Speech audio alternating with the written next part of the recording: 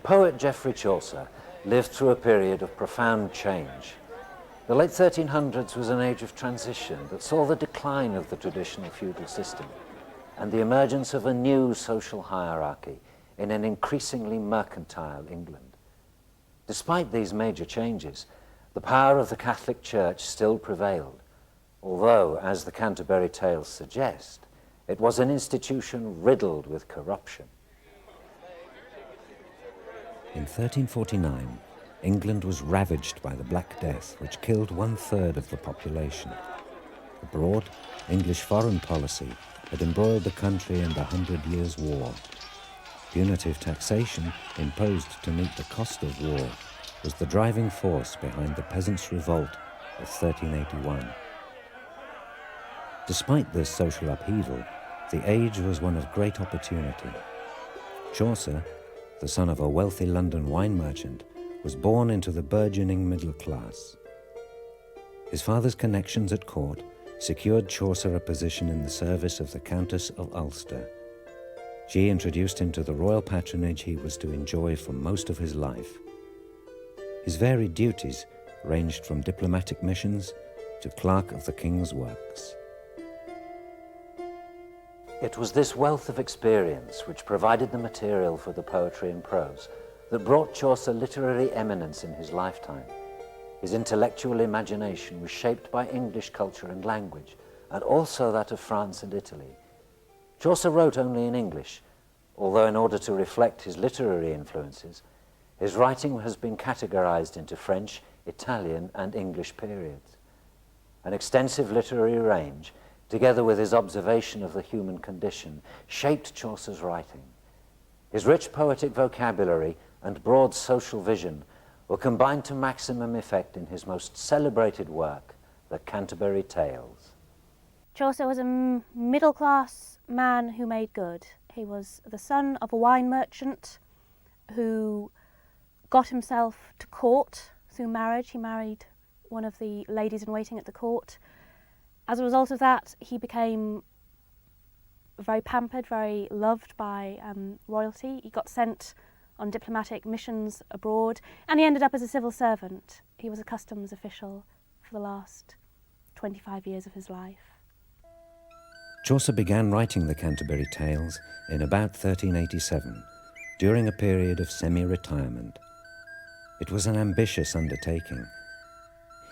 He planned to explore a wide range of narrative genre, using as a framing narrative a pilgrimage to Canterbury.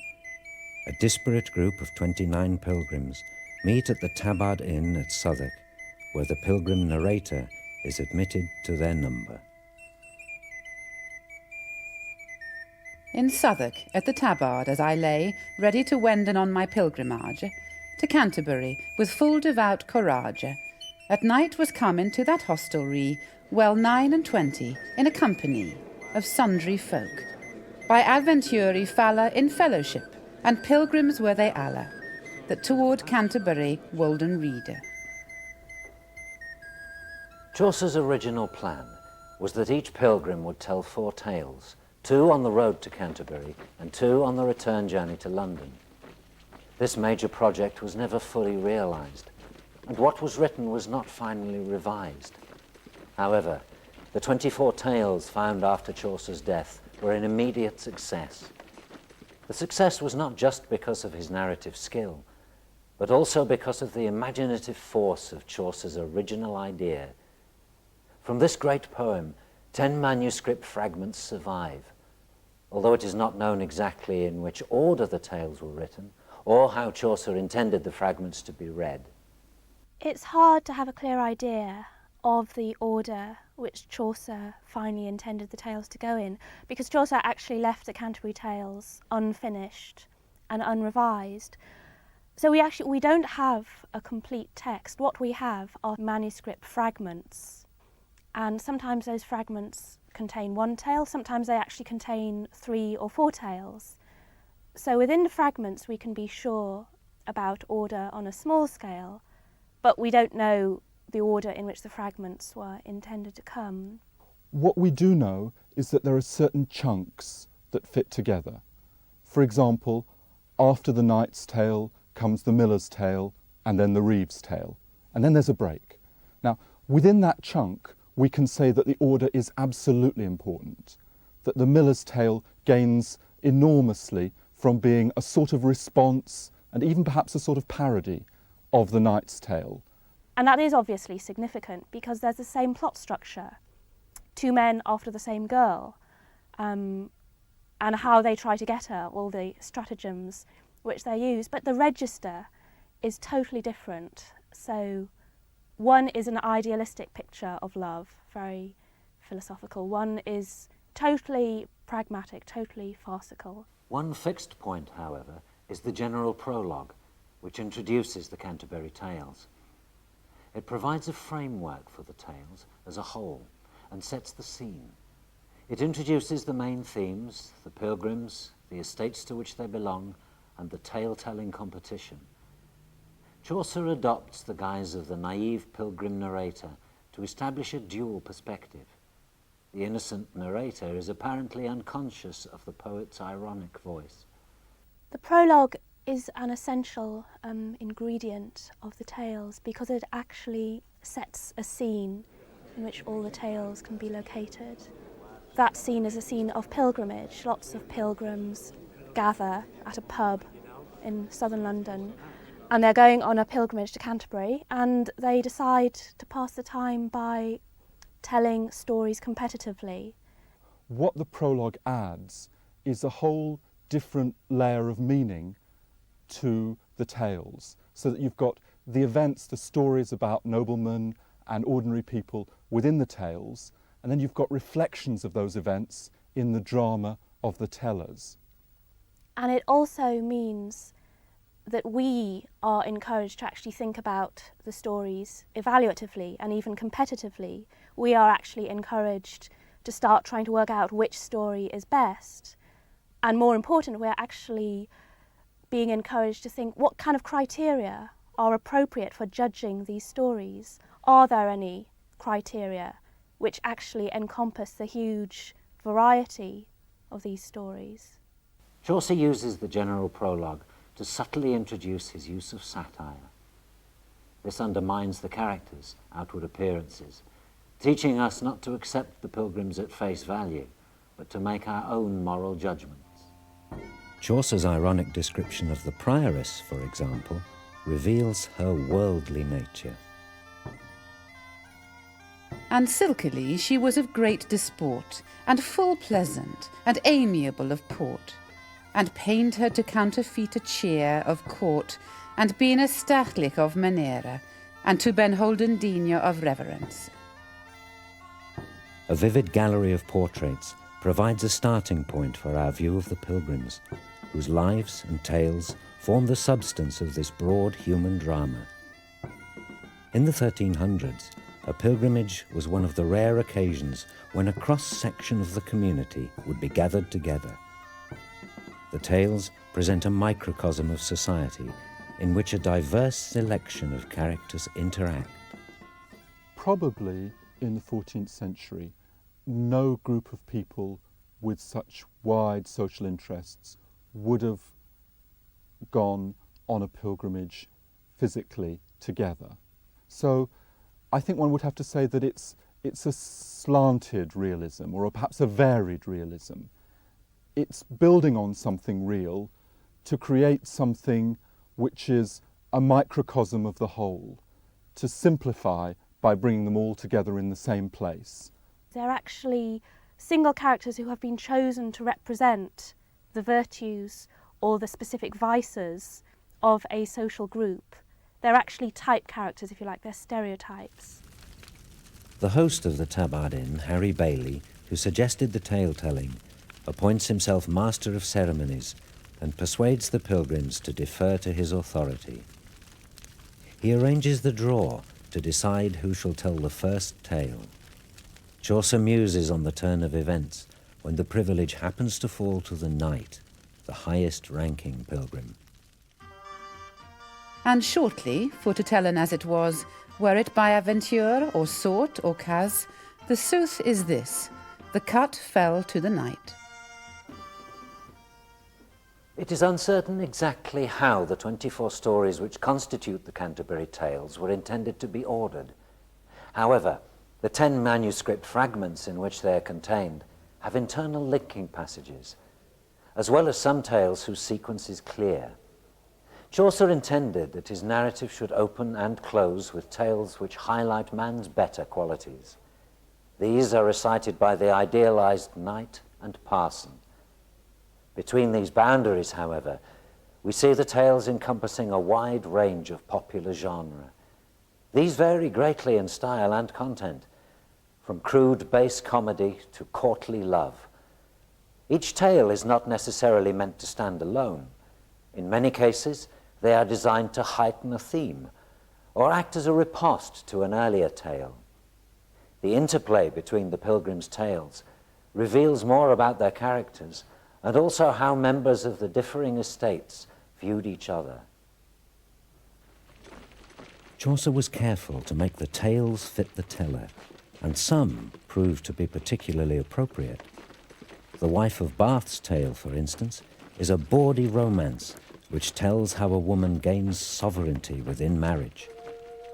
The Wife of Bath's lusty, comic prologue details her own wide experience of marriage. Experience, though no nocturity, wherein this world is right enough for me to speak of woe that is in marriage.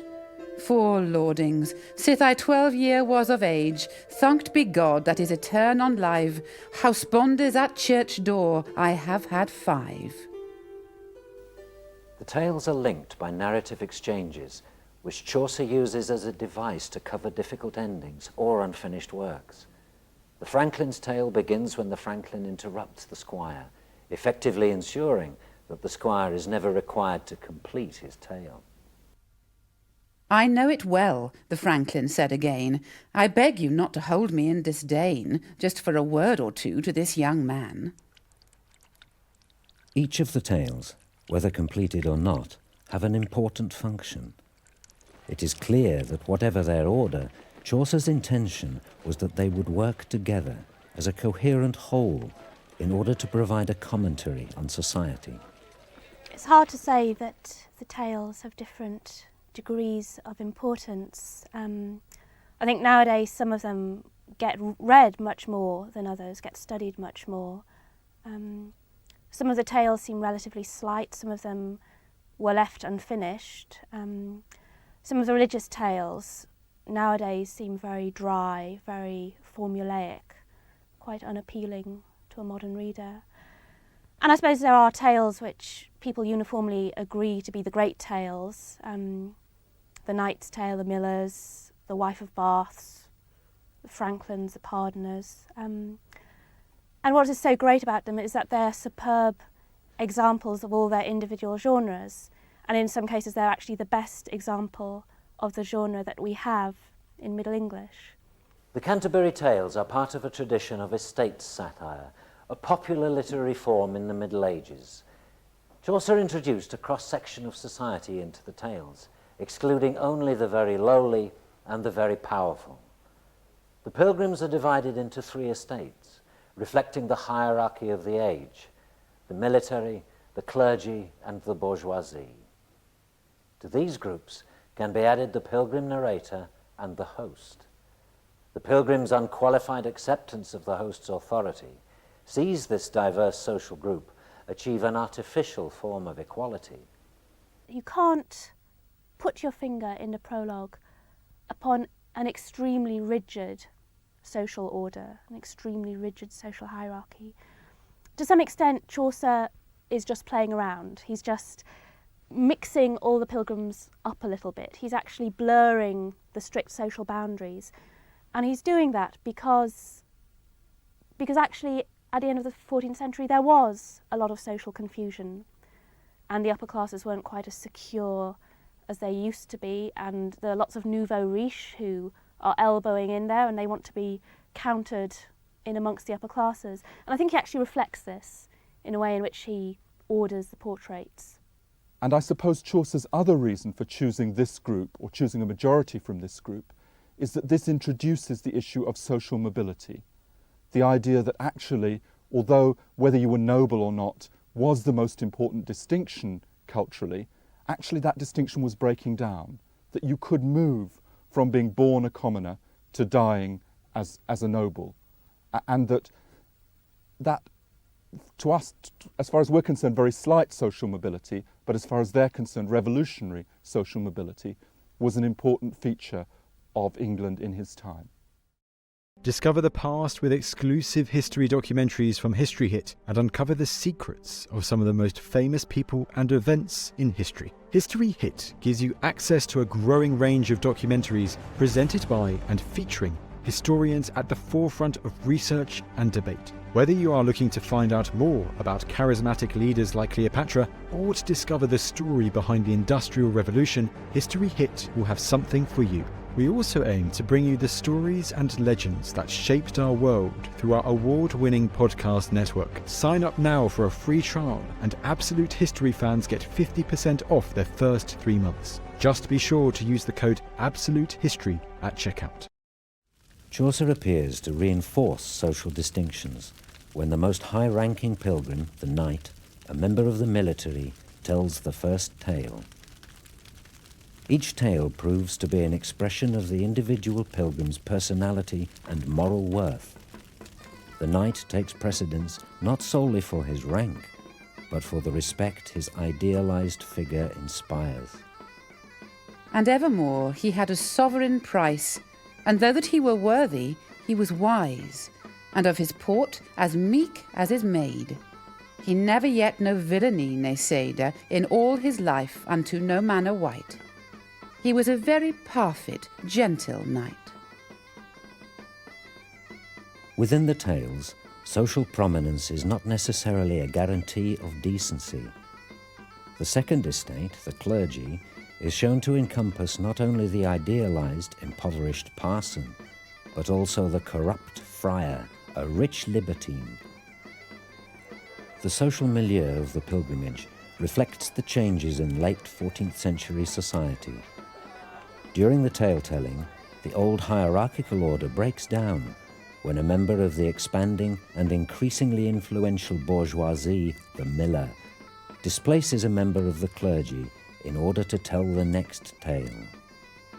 The bawdy miller's tale parodies the theme of chivalric love, which featured in the knight's tale. This foolish carpenter was lost in wonder at Nicholas. What could have got him under? He said, "I can't help thinking, by the mass, things can't be going right with Nicholas." The reeve, infuriated by the miller's treatment of a carpenter in his tale, responds with a derogatory tale of a miller. These tales demonstrate not only an interaction between stories, but also the thematic continuity which shapes the Canterbury Tales. In thinking about the themes of the Canterbury Tales, I think one should always start from the individual tale. So that, for example, in the Knight's Tale, we have a story about how fate treats two noblemen who seem very similar in lots of ways, but whose eventual, whose life story turns out to be tragically different.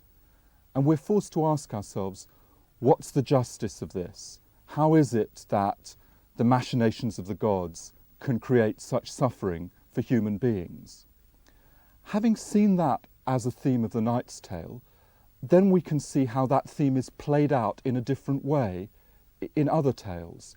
Tales, for example, which emphasize Christian providence, or tales which treat the idea of justice in a comic way. So for me, one of the big themes of the Canterbury Tales turns out to be the issue of justice and of the meaning of human suffering. What constitutes nobility? Is it your birth? Is it whom you're descended from? Or is it actually how you behave? Is it a virtue that you show in your behaviour? And this is extremely important in the Clerk's Tale, it's important in the Franklin's Tale, it comes up in the Wife of Bath's Tale.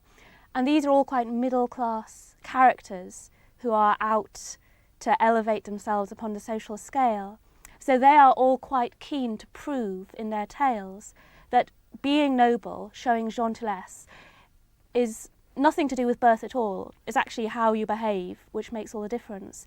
And of course Chaucer wants to demonstrate that as well. He is a middle class character who has managed to get himself into the court. So he is very keen to prove that anybody can have all it takes. The theme of pilgrimage is not just a literary device to enable an exploration of narrative genre. It is a framework from which other major themes of the Canterbury Tales emerge, thrown up by the interaction of a varied social group. Some themes are vehicles for social criticism. Although Christianity provided an accepted structure of social, cultural, and religious values, Chaucer judged that the church had become an institution whose spirit was in need of renewal. As representatives of the clergy, the prioress, the monk, and the friar are shown to embrace more worldly values. There are some characters who have deviated so far from piety that they embrace some of the 7 deadly sins. The vices of lust, anger, and pride are all evident. However, it is the sin of avarice which produces one of the major themes in the tales, the love of money. Not all Chaucer's themes are serious. He deliberately used differing approaches to alternate the tone and mood of his work. Chaucer took delight in the comic possibilities of human fallibility. In various forms, from humorous tales to the comic disputes between pilgrims, as well as the ironic humour of the poet, comedy permeates the Canterbury Tales. And certainly, as sure as God is king, to take a wife is a most glorious thing, especially if a man is old and hoary. Then she's the fruit of all his wealth and glory. Chaucer's a very learned poet, and we of course live in an age which is very remote from the 14th century. So we find that there are many things we have to learn or read or be told in order to understand these poems. But one of the most important things about the poems, in my view, is that for large amounts of the poems, what Chaucer is trying to do is to make us laugh. And so sometimes we're in a very paradoxical position, for example, in the Nun's Priest's Tale, when we have to learn lots of different things about medieval dream theory or the medieval approach to astronomy, but that all that Chaucer is trying to do with that information is to make us laugh. So we have to learn and also laugh at the same time. But there's another way in which laughter is very important in Chaucer, I think. It seems to me that one of Chaucer's most characteristic moves is to make you laugh at something, make you think it's ridiculous, and then 10 minutes later show you how serious and important and tragic it is. And it's that mixture between laughing at something and seeing its full import that for me is at the heart of Chaucer's achievement. As a single narrative work, the Canterbury Tales is one of the greatest long English poems. Chaucer's work, like almost all medieval literature, was intended to be read aloud. Its sound patterns are those of a work designed for an oral delivery. They had a cook with them who stood alone for boiling chicken with a marrow bone, sharp flavouring powder, and a spice for savour. He could distinguish London ale by flavour, and he could roast and seethe and broil and fry, make good thick soup and bake a tasty pie. But what a pity, so it seemed to me, that he should have an ulcer on his knee. The pilgrim narrator, in the general prologue, is not sharing his experience with an individual reader. He is addressing himself to an audience. In the Middle Ages, in the absence of written literature, popular cultural memory depended on a strong oral tradition. In a period when literacy was rare, reading was not an individual pursuit, it was a performance art. As a court poet, Chaucer's primary audience for the oral presentation of his work would have ranged from nobles to servants. The Canterbury Tales, with its naturalistic style of dialogue and cross-section of characters, would have required an element of theatricality from its narrator to which the audience could respond. In his earlier works, Chaucer had been an experimental poet. He had been reading the latest work of the French and Italian poets and thinking about how that related to the Roman poetry that he knew better. He was a very intellectual poet, a very experimental poet. He was one of the first poets to consciously imitate Dante's Divine Comedy. When he moves to his mature poetry like Troilus and Crusade and the Canterbury Tales, he starts using a 5-stress line. And this is actually, it's a rarity, it was done very little before him. It actually gives you a longer line in which you can say more complicated things and in which you can be more sophisticated in your ideas, in which you can actually fit more material. And I think that assists in the complexity of his mature poetry. And where he is really, really innovative is that he takes these 5-stress lines and he orders them in rhyming couplets. And that gives you a very fluid, very flexible metre, which is particularly useful for writing extended narrative verse. In the latter part of the 14th century, a gradual advance in literacy, which had been the preserve of the clergy, saw the emergence of educated laymen like Chaucer, who recorded their narratives on manuscripts. The age of print initiated a process in which printing technology continually evolved and improved, ensuring that 600 years after his death, copies of Chaucer's work continue to be reproduced either in Middle English or in translation. To the modern reader, the unfamiliar appearance of Middle English with its non-standardized pronunciation and spelling can be problematical. Chaucer wrote and spoke in the Middle English dialect, which had become the accepted language of the court. This is the language of the Canterbury Tales, and it is from this form that much modern English descends. Chaucer was the first major writer to combine the English language with continental forms of rhyme and metre. In order to understand the linguistic effects achieved by his sound patterns and rhyme, the importance of the oral tradition cannot be overemphasized. Chaucer's verse is primarily intended to be spoken aloud. Chaucer's original plan for the Canterbury Tales was that each pilgrim would tell 4 stories, which would allow an exploration of various narrative forms. It may be that Chaucer revised his plan or simply ran out of time. Whatever the reason, the scheme did not reach fruition. There are only 24 tales, and the collection ends before the pilgrims reach Canterbury. We have to remember that Chaucer always had tremendous problems with endings. Many of his works are unfinished, and in many of his other works, when he gets near the ending, you can feel him becoming nervous. At the end of Troilus and Cressida, his greatest finished work, he suddenly addresses the ladies and apologizes to them for Cressida's infidelity and promises to tell stories about men's infidelity in the future. Then he has another thought, and he decides that really the whole story wasn't about men and women, but was about the relationship of the soul to fate. Chaucer gets very nervous at the end of a work, because I think he feels that at the end of a work, his options are running out. The ending of the work will determine what a work means.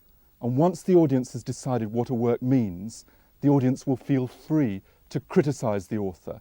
The audience is no longer held in thrall by the storyteller's spell.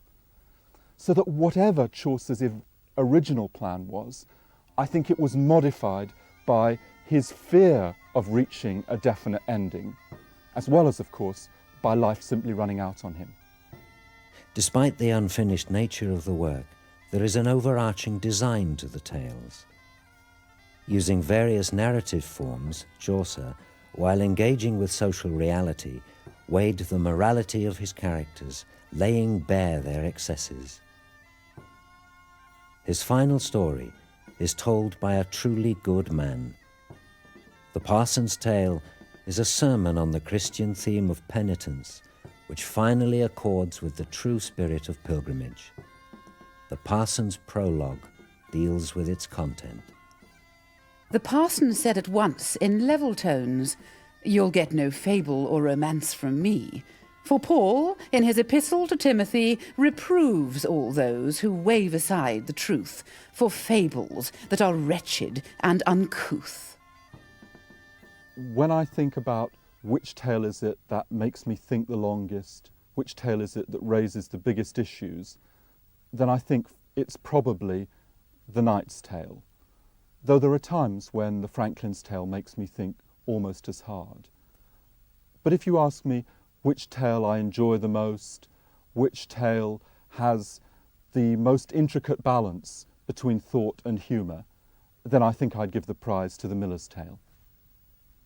On a personal level, I think The Merchant's Tale is actually my favourite. And it's my favourite because whereas all the other tales actually stick to one kind of narrative, they're either romances or they're fabliaux or whatever, The Merchant's Tale is this kind of fantastic hybrid which manages to be a romance, a fabliaux, a bit of an epic, introduce a few moments of classicism, all stuffed into the same tale. It's the tale which wants to do everything and which manages to be cynical about everything in the same breath.